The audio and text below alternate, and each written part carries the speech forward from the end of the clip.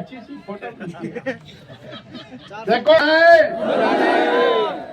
बनाना है बहुत बढ़िया। अब और वहां जाकर मोदी जी के नाम की अलख जगानी। हम हो सकता है इस बात के मुगालते में रह जाएं कि ये वोट बीजेपी का है, ये बीजेपी का है, ये मोदी का है, ये मोदी का है, और उसके मन में कोई गांठ हो सकती है। आप उसके यहाँ चले जाएंगे, मन की बात करेंगे, एक कप चाय पिएंगे तो मन की गांठ खुल जाएगी। सहमत है?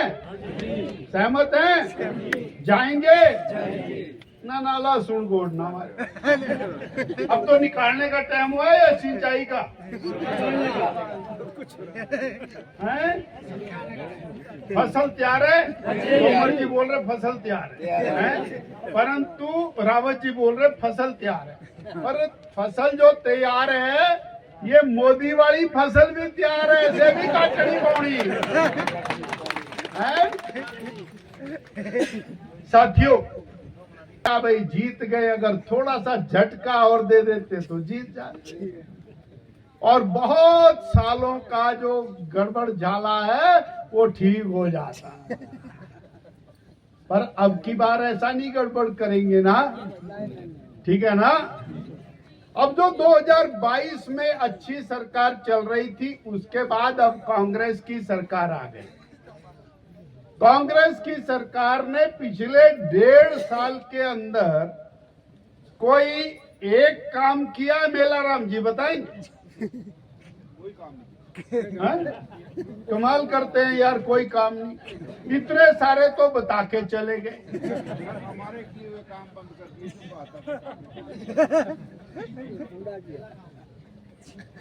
बता तो रहे थे, ये गारंटियां दी, पर्स खरीदवाए,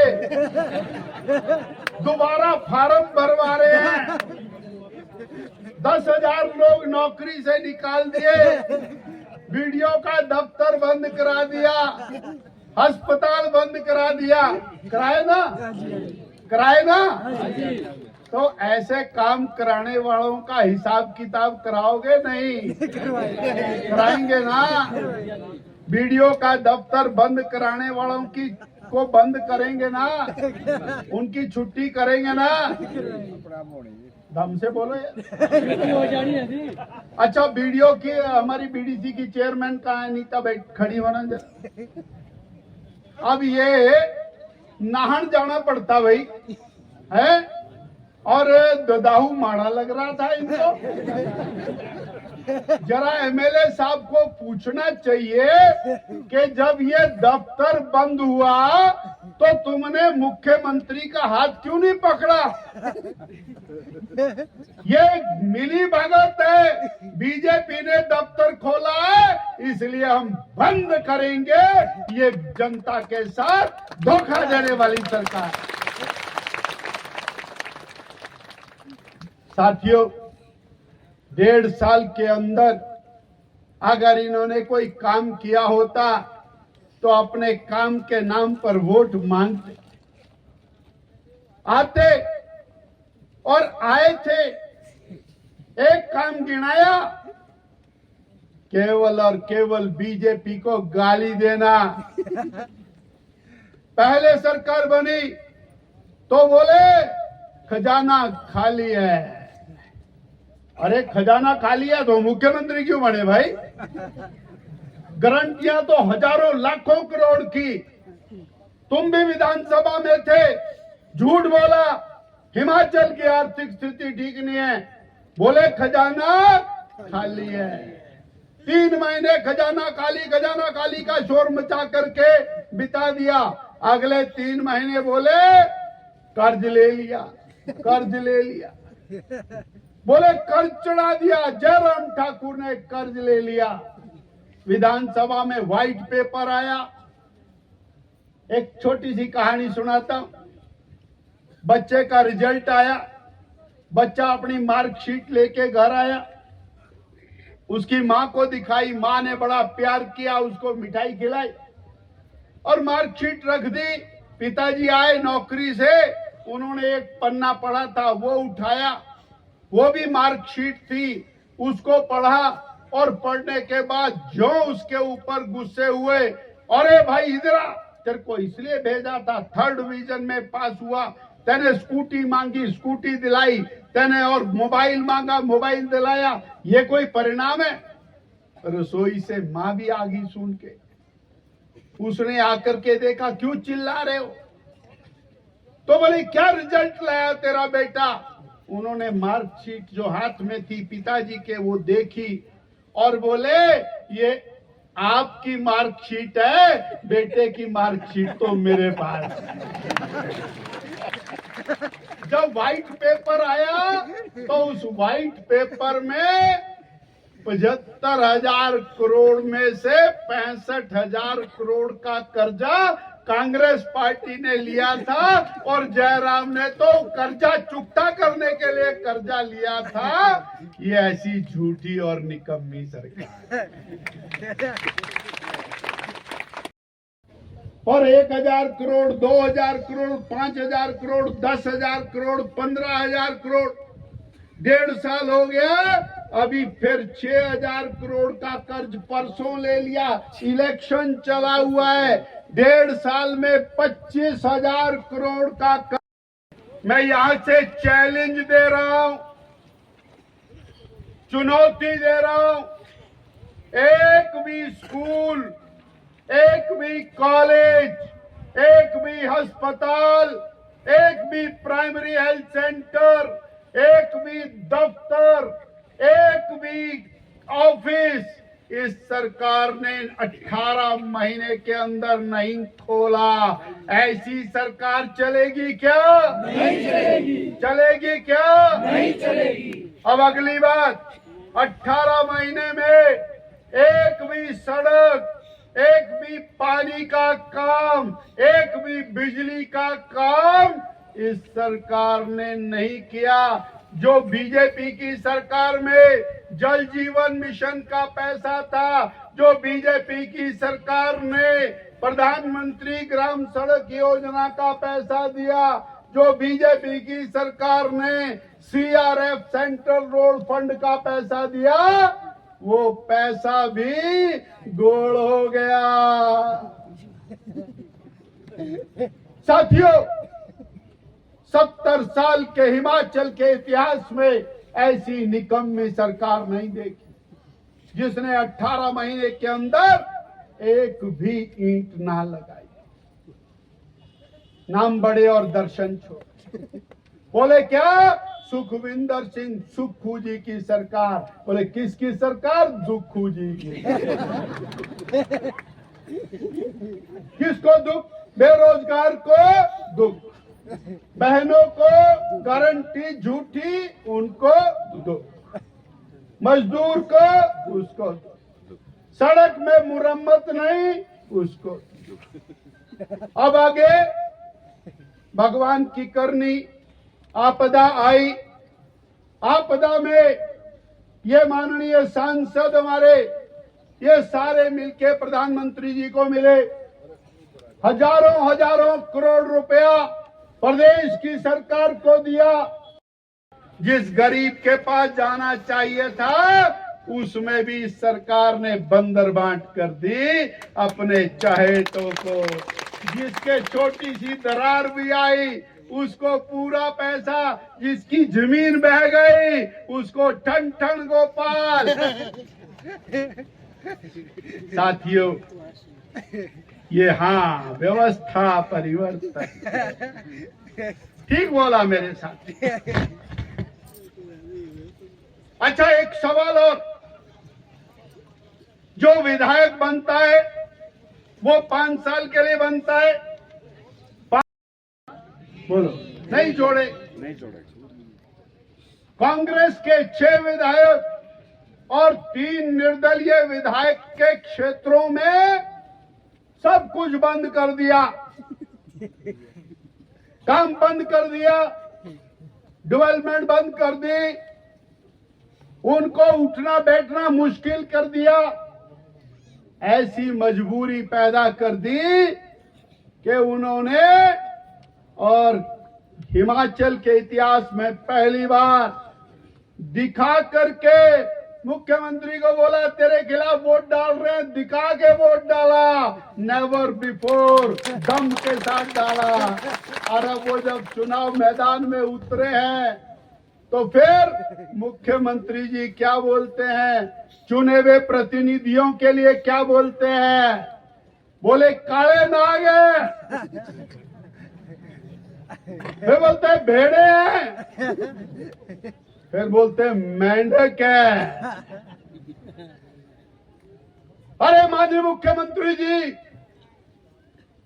कम से कम अपने शब्दों का प्रयोग तो सही करो। जिन्होंने आपको मुख्यमंत्री बनाया वो काले नाग हो गए, जिन्होंने आपको मुख्यमंत्री बनाया वो भेड़े हो गए, जिन्होंने आपको मुख्यमंत्री बनाया वो मेंढक हो गए, क्योंकि आपने उनके जनता के साथ अन्याय किया, शोषण किया, दगा किया, धोखा किया, महिलाओं के साथ धोखा किया, उनके नकली फार्म भराए, दोबारा आप फार्म भराने के ऊपर आ गए, आपने बेरोजगारों के साथ धोखा किया, 1 लाख नौकरियां आपने नहीं दी। वो जनता में जाकर के मुंह कैसे दिखाएं, उन्होंने आपको सीधा सीधा बोला हम कांग्रेस पार्टी के खिलाफ वोट डाल रहे हैं। और वोट कांग्रेस पार्टी के खिलाफ डालने का एक और कारण रहा, कैंडिडेट कहां से आया राज्यसभा का, दिल्ली से। कौन आया, जिसने भगवान श्री राम जन्म के स्थान पर भव्य राम मंदिर का विरोध किया, जिसने एफिडेविट फाइल किया भगवान राम कभी पैदा नहीं हुए, जिसने राम सेतु का विरोध किया, ऐसे कैंडिडेट के खिलाफ 9 विधायकों ने वोट डाला और राम का श्राप उसको लगा और बीजेपी का महाजन जीत गया।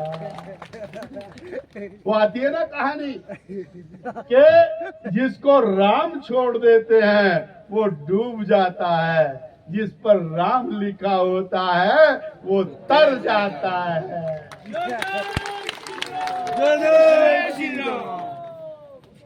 तो वो डूब गया जिसने कहा राम कपोल कल्पित है, राम पैदा नहीं हुए, राम सेतु कोई चीज नहीं है, ये केवल कहानियां हैं। भगवान ने कहा जय जय श्री राम, तेरा हो कल्याण, हो गया कल्याण। आजकल मुकदमे लड़ रहा है।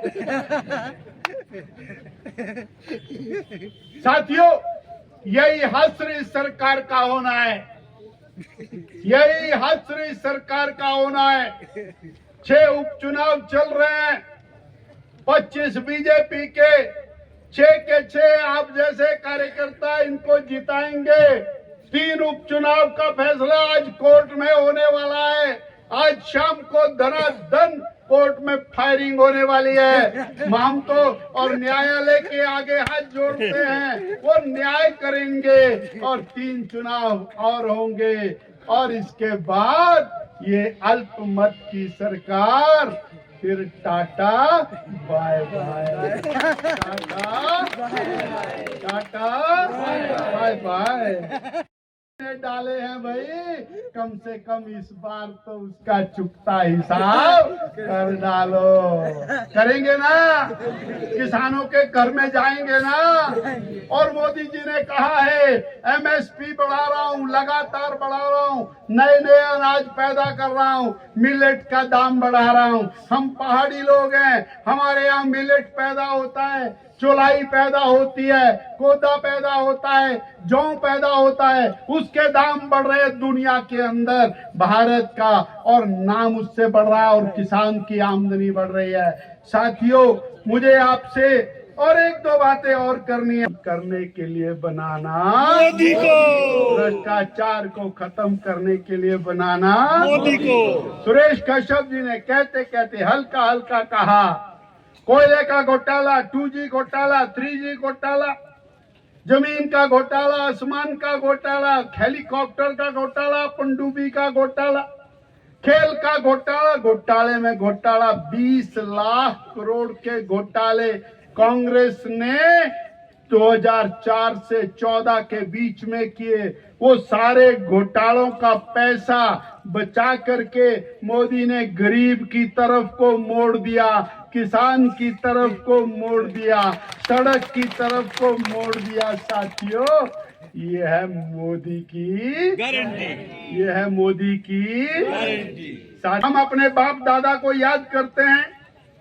इसलिए याद करते हैं मेरे बाप दादा बहुत अच्छे थे और उनका स्मरण करते हैं, उनका तर्पण करते हैं। हम अपने बाप दादा को भूल नहीं जाते हैं। हम 4-4, 6-6, 8-8, 10-10 पीढ़ियों को तर्पण करते हैं, उनको याद करते हैं। तो विरासत, भारत की विरासत, भगवान राम के हम वंशज हैं। 500 साल के बाद भगवान राम के जन्म स्थान पर भव्य राम मंदिर का निर्माण मोदी ने कराया। पर भूलना मत, कांग्रेसियों ने राम मंदिर के निर्माण में लगातार बाधाएं डाली। नेहरू जी ने वहां पर मंदिर में ताला लगवाया, वहां पर भगवान राम की मूर्ति थी। और राजीव जी के टाइम में, राजीव जी के टाइम में टेंट में भगवान राम जी को रहना पड़ा। ऐसे लोगों को माफ करेंगे क्या? नहीं। ऐसे लोगों को माफ करेंगे नहीं, जिन्होंने भगवान राम को टेंट में रहने के लिए मजबूर किया। आज वहां भव्य राम मंदिर बना है। मोदी जी ने कहा दुनिया का सबसे बड़ा तीर्थ स्थान बनाऊंगा, वो राम वहां पर देश को बांटने का प्रयास किया। और आज फिर सनातन को क्या बोला? सनातन को बोलते ये मच्छर है, डेंगू है, मलेरिया है, इसको हम खत्म करेंगे। भाइयों बहनों, सनातन को खत्म करने वाला बचेगा क्या? नहीं बचेगा। सनातन को खत्म करने वाला बचेगा क्या? नहीं बचेगा। स्टालिन ने कहा ये डेंगू मलेरिया मच्छर है, इसको हम मारेंगे। खड़गे, कांग्रेस का राष्ट्रीय अध्यक्ष, उसके बेटे ने उसका समर्थन किया। कांग्रेस सनातन को समाप्त करने के लिए आगे आई है। साथियों, कांग्रेस ने एक और षड्यंत्र किया है, 15% आरक्षण। ध्यान से सुनना, मेरे एससी भाई भी बैठे हैं, एसटी भी बैठे हैं। 15% आरक्षण मुसलमानों को देने की तैयारी इन्होंने कर ली है। और जो ओबीसी है उनका 27% में से 6% काट करके वो मुस्लिम्स को देने की तैयारी की है। इनका हिडन एजेंडा है, वो खुल करके सामने आ गया। तो बताइए, ऐसे सनातन विरोधियों को छोड़ेंगे क्या? छोड़ेंगे क्या? छोड़ेंगे क्या? साथियों, हमको मोदी जी के साथ जाना है, जिसने 500 साल के बाद भव्य राम मंदिर का निर्माण। घर में फोटो भेज देना। फिर एक बार, फिर एक बार, फिर एक बार, फिर एक बार, सुरेश कश्यप दूसरी बार, सुरेश कश्यप, सुरेश कश्यप, सुरेश कश्यप। भारत माता की, रेणुका मैया की, मंगली माता की, बीजेपी रेणुका। अपनी जोर से लगा भाई, बीजेपी रेणुका, बीजेपी रेणुका। पन्ना प्रमुख, पन्ना प्रमुख, त्रिदेव की, त्रिदेव की। पंच परमेश्वर, पंच परमेश्वर, महिला शक्ति, महिला शक्ति।